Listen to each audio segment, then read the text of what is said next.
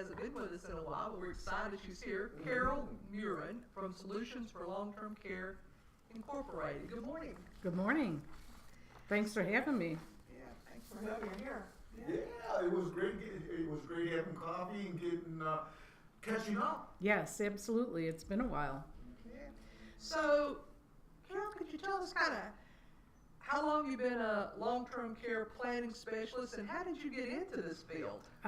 Well, I can't believe it. I know we said 25 years in August. So it's the longest I've ever done anything. Got into the business by accident. I was working in a big law firm in the city, and my position was going to be eliminated.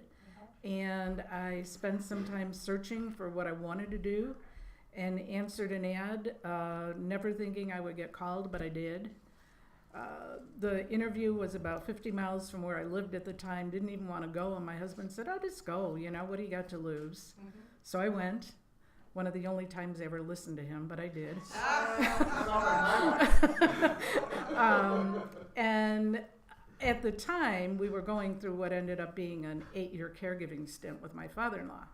But I did not know there was such a thing as insurance that would pay for that. So I go on this interview and learn that, and I went, holy cow, people need to know about this. This is something that can make a difference in their lives. And so here I am 25 years later, because of the situation that we had with my father-in-law, just seeing how difficult and challenging it was for us as a family trying to manage all that. So that's what really got me into the business. It's amazing. When we were talking this morning, you had mentioned 25 years. You were one of the pioneers in this, what is now a global industry and a global need to help care for mom and dads all over the world. It's an interesting perspective. The long-term care insurance products at that time were what I would say probably still in their infancy. I saw the first bridge from what were nursing home only products into what ultimately became fully comprehensive coverage that paid for care in any setting, which is what we see today. So being a part of that from its infancy into its adolescence and now kind of moving into its adulthood has been an interesting transition and kind of fun to watch, to be a part of that. But you're right, it was still a pioneer type of product back then.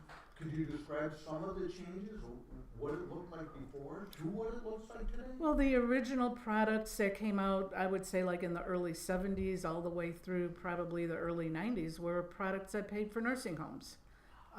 There were some standalone home care products.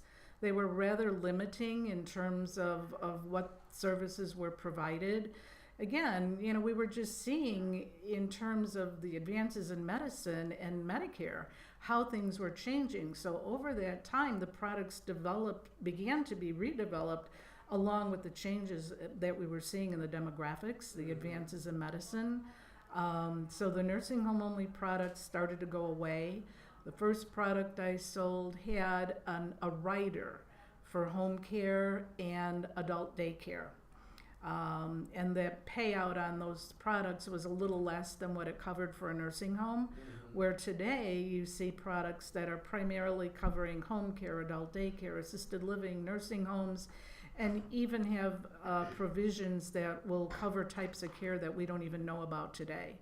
So because who knows what it's going to be 10 years from today, could be very different from what we're seeing today. And so the products, if people way back when had a product that only paid for nursing homes, they couldn't use it in assisted living, they couldn't use it for home care. Well, that was a challenge. So today they're pretty much open-ended in terms of where they will cover. There are a couple caveats, the doctor has to agree, the company has to agree, but they're much more open-ended than they were when they just specifically paid for a nursing home care. Interesting. And so what obstacles do you see as for families today planning for long-term care? It's interesting. They're really the same as they were 25 years ago.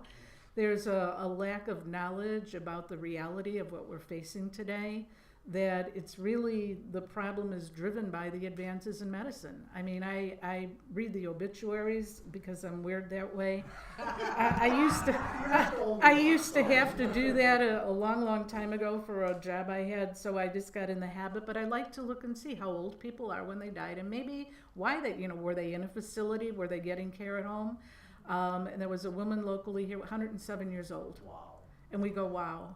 And that's becoming more the norm. Right. So I think we're walking around with blinders to some degree as a society. We don't pay attention to what's really happening today.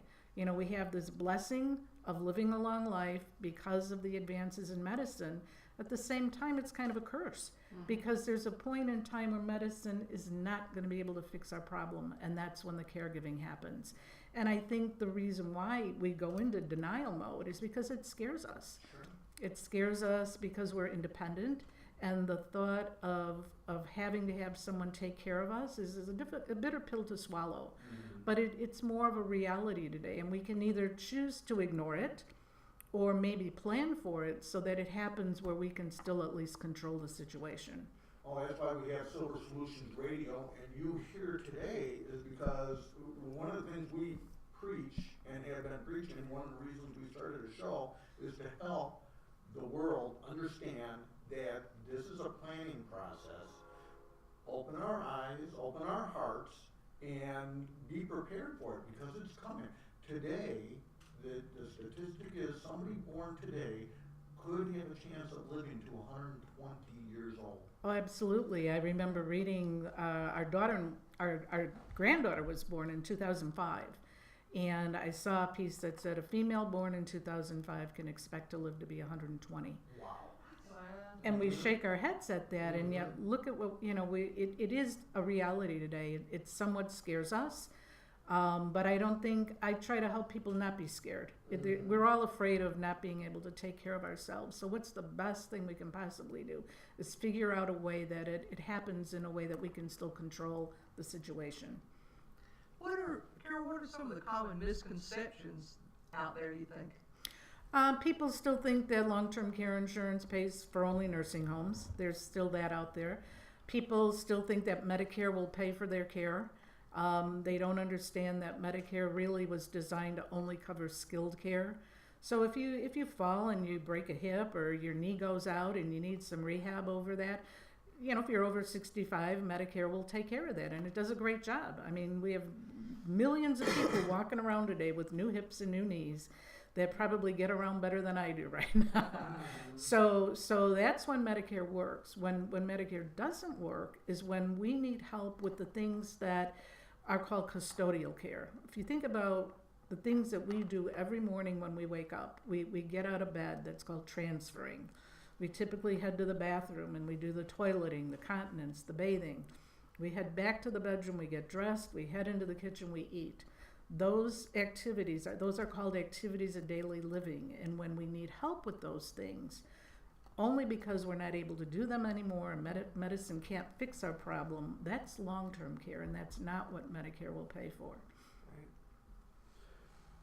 Are there any options? Say people didn't look at their lifespan, okay, as we were growing up. We were talking about this, just outside in the lobby here. I don't have things all in order. Are there any options for folks who did no planning and are now facing the need for care? Yes, actually there are, and it's something that, for me, it requires a special license. But I decided to work to get that license because it's another solution. And my company is called Solutions for Long-Term Care because I believe I should be able to have all the solutions to offer people.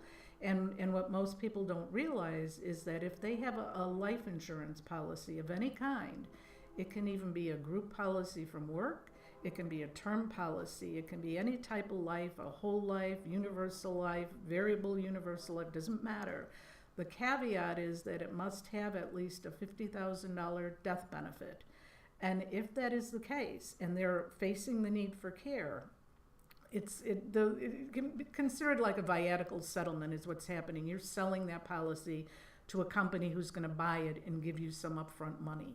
So they can tap into that policy to pay for care in any setting. So for a lot of folks, they get those policies and they put them away and they forget they have them. Or maybe they're still making payments on it and they decide, well, we don't want to pay for this anymore. Now we're facing the need for care, and they drop the policy and lose everything that they paid into it. Well, why not turn that into a faucet that will help pay for the care that they need at that time? So it's an option. It may or may not be the right option for people, but it's worth investigating because it's found money for them. Do we want to wait to use that benefit as a death benefit, or maybe turn it into a living benefit that can help us right now? So I have some clients that have long-term care insurance, and I've heard that premiums have gone up dramatically recently. Can you talk to that? Absolutely. That's probably the hottest topic right now. When the products first came out, the actuaries had no data in order to figure out the pricing. They made assumptions. That's what they do. And they were wrong on 3 counts. The first thing that they missed, that they learned over time, was that people don't lapse these policies. They keep them. And they were using about a 5% lapse rate, which was what was happening in the world of life insurance. So if a policy lapses, the company's off the hook, right? They don't have to pay the benefits. Well, what they learned over time is the lapse rate is less than 1%. So that's a huge margin of error.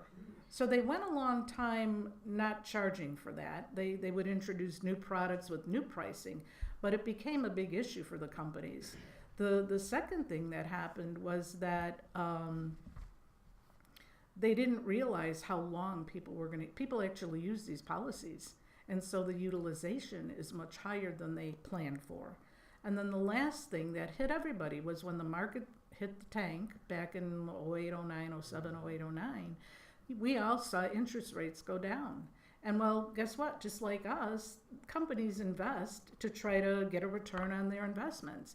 So their investments went down, and they can't invest the way you and I can. They're forced to invest in much lower risk, safer investments because they have to have those pools of money to pay claims. So they were hit even harder than we were. So the products that are priced today are priced knowing all those things, but they had to play catch up on some of those older policies. People have options. I've gone through rate actions with many of my clients, walking them through the steps, the options that they have. You can still have solid coverage if the plan was designed appropriately in the beginning. So there's even options for people if they don't want to pay premiums anymore. They get a paid up policy equal to what they put into it. Very few people are exercising that option because the older we are, the more we know we need this coverage. We see our health changing, and we realize that it's important to have. So the reality is that the people in today's products with today's pricing are less likely to see those kinds of increases on their policies as the folks who bought those older policies do. You know, it's quite interesting because there's people who probably, when these policies came up, the folks that were wise to the ways of what was going to be happening with the time that people are living longer and the rates that they normally would have had, probably had their eyeballs popping out thinking that they wanted them to actually pay that much in the beginning, and now those companies are probably some of the best to choose from because all these other people are playing catch up. So don't put anything off the hook. And there's still the best to choose from. A lot of them went out of business. Exactly. Okay, There's yeah. really a handful of companies left still viable and selling product. Now that's not to say that the people that hold the policies of the companies that no longer offer product, they're still obligated to pay, and they're paying. So it's kind of interesting. They were not allowed, for some reason, I guess it was assumed that these policies would be priced and never have to go up. Well, look at your car, your homeowner's insurance. If you were to go back 15 years and look at what you're paying today to what you were paying 15 years ago, you would see a significant increase. So now what they're talking about is maybe allowing companies, if they have to, and companies can't indiscriminately raise rates, they have to go to the regulators and prove that their assumptions were incorrect and that they really need that in order to stay solvent to pay premiums or to pay claims. There's a pricing model. It's called the National Association of Insurance Commissioners Model Regulations about pricing. Companies have to price to cover the risk. So they can't just come in, which happened in the old days where there were a lot of companies underpricing, where they saw even bigger increases than what a lot of people have seen. We understand now, 40, 45 years into the product, that what we need to do in order to have a viable product out there. Kind of the same thing happened with disability insurance, and I think that's the area that the long-term care insurance companies are in today. They're now out of infancy, into its adolescence, and now into adulthood, where they kind of have their arms around what they need to do to price. So people buying today are paying a lot more upfront than people who bought in the old days. Yes, so it's basic economics. Really. Exactly. We were talking this morning again about labor rates. Exactly. Okay? Labor rates are naturally just going to go up. Well, look at So those have medicine. to be- yeah. Look at healthcare. I mean, you know, there's a perfect example right there. All this wonderful technology comes at a price. Right. What's the best age to purchase long-term care insurance, in your opinion? That's kind of been fun to watch too. When I started, the clients that we were marketing to were 75 to 84 years old. That's not even the market today. Most companies don't even sell product to people who are 75, maybe 79 is their cutoff date. The challenge is when people reach those ages, their health has probably changed to the point where they're not insurable, or the premiums are so high they can't afford it at that age. The buyers today are 45 to 60, and that's really the best time to look, because once we turn 60, I've seen it with my own health, you start to see things happening that can make you either uninsurable or put you in a higher pricing rate where it's going to cost you more to get the same coverage. So younger is definitely better because it is less expensive, number one, and you're more likely to be in good health and be able to be eligible to get the coverage in the first place. That's what people don't realize, is that your health is your ticket in the door. You know, companies decide if they want you. And is long-term care insurance tax deductible? Yes and no. I'm not a CPA, but and we've got some new tax laws. I thought that there used to be like a line item on your tax return and asked if you bought long-term care insurance and then it, gave it as a deduction. Well, you're allowed, there are what are called age-based limits. So the younger you are, the less amount of premium you can deduct. The older you are, as you move into different age brackets, and those are brackets that the IRS sets every year. So you can deduct up to that amount based on your age as a medical expense. Now remember, your medical expenses are subject to that, what is now a 10% exclusion. Right. So unless you're thrown over that, you may or may not have a deduction. As people get older though, and they move into those higher brackets, it could make a difference for them. And it's something you always want to let your accountant or your CPA know that you do it and they know how to figure it out. Right.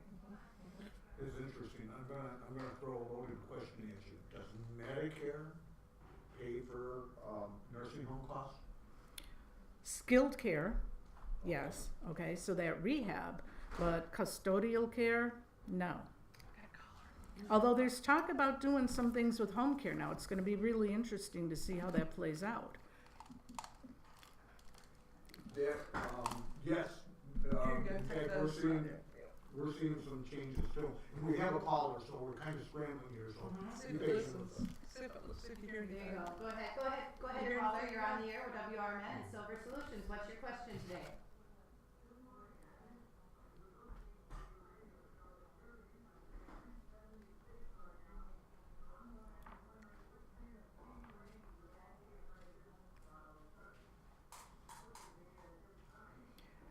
It depends on, number one, whether a company has a cutoff date on their ages. If they don't, and they do go up to age 79, we would try to design a plan that is more appropriate for someone in your age category. And also based on maybe, you know, most people feel they can pay for some care out of their own pocket. So we never want to cover with insurance what you're able to pay on your own. And so how that coverage is designed is really the key in what ends up being the premium. Do we want only a couple years of coverage? Maybe that's enough based on your family history. All of those factors go into the pricing. So we have a very serious conversation about what you're trying to accomplish, what's available to you, and then try to design what I like to call an appropriate, affordable plan.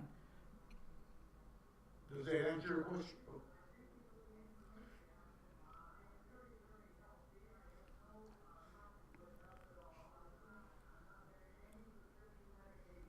That's awesome.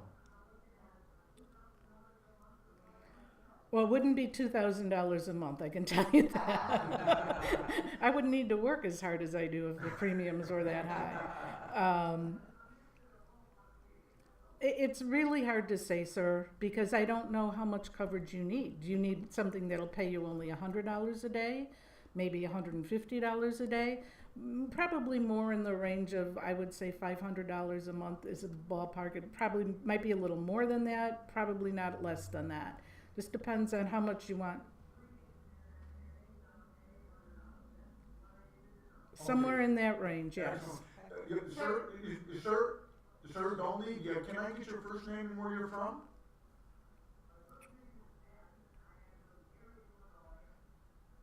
Excellent. Ned, thanks for listening to Silver Solutions Radio, and thanks for the call.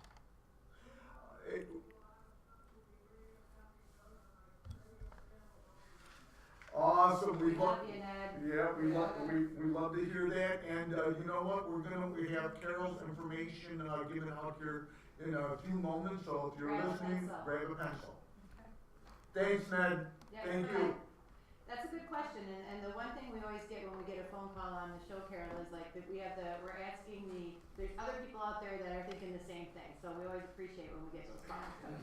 It's really, I liken the plan design is like buying a pair of shoes. Mm-hmm. We can walk into a shoe store today, you see tons of colors, tons of styles, lots of prices. Our goal is to find a shoe that we like, that at a price we're willing to pay, that's going to fit our foot just right. Mm-hmm. And a long-term care plan should be designed like a good fitting pair of shoes. You don't want to pay more than you need, but you want to have enough to meet your needs. And that varies from family to family depending on their financial situation, where their concerns lie. And so I try to work with people to find that right fit in the premium. Perfect analogy. Okay. And so I wanted to ask you about Medicaid. Some people are planning, to have all their health care provided by Medicaid. Is it realistic? Well, that's the default for sure. Yeah. I mean, most people, if they spend down, will the state of Illinois or whatever state they happen to live in will be their care provider. The challenge for that is, particularly here in Illinois, we're challenged. Medicaid is one of the biggest budgetary expenses that the state has. And then the issue of your choices and options that would be available to you. Since we know today, and most people who have long-term care insurance policies are staying home. Right, and we know from our experience, those are the clients that we're able to serve the best. But also we see people that are in rehab that want to maybe stay in that facility but can't because they can't afford it. And so then they're moved out of that facility into another facility that has, you're sharing the room with 3 or 4 people versus, the quality of care that you're used to. Well, and that's another thing that people really don't understand today, that the state will take care of you, but is it the type of care that you prefer to have? Exactly. Not that it's bad. I mean, that system is the safety net for people that need to be there. Mm-hmm. But if you have the ability to plan ahead, and by planning ahead, you're really protecting the people that need the safety net, aren't you? Yes. So it's almost an ethical issue as far as I'm concerned. It's like, should we be taking away from the people that truly need those services by not planning for ourselves if we can? Carolyn, it's amazing how fast the show goes. For those people that kind of want to explore and understand better the long-term care insurance product that's the right fit, how can they get in contact with you and learn more? My office number is 630-482-3150.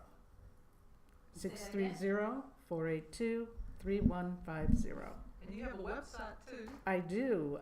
It's www.ltc-xprt.com. Could you repeat that one more time? www.ltc-xprt.com. Thank you. Ned, hope you had that. Carol, it's been great having you on the show again. And thank you for what you do and helping our senior community. Thank you.